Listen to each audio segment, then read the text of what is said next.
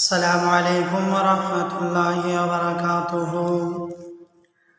فلما أسلم عمر قتل قرصيا حتى صلى عند الكبات وصلينا معه.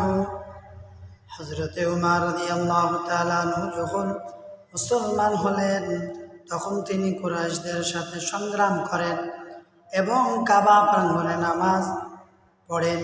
আমরাও তার সাথে তনাই নামাজ পড়ি। ইবনে আব্বাস রাদিয়াল্লাহু তাআলা আনহু তিনি বলেন, সুম্মা সাল্লা ফিল মাসাজিদি যাহিরান। ইসলাম গ্রহণ করার পর হযরত উমর রাদিয়াল্লাহু তাআলা আনহু প্রকাশ্য কাবা গৃহে নামাজ পড়েন। সুতরাং হযরত উমর আমির হামজা ইসলাম গ্রহণে ইসলামের শক্তি অত্যন্ত সবল হয়ে উঠল এবং কাফেররা দুর্বল হয়ে পড়ল। আল্লাহ কারে কখন কি বানিয়ে দেয় কেউ বুঝতে পারবে না।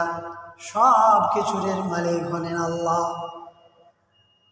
তাই আমরা যারা নামাজ আদায় করি না, আমরাও যদি চেষ্টা করি আল্লাহ পাক আমাদের দ্বারাই সালাতকে আদায় করিয়ে নেবেন।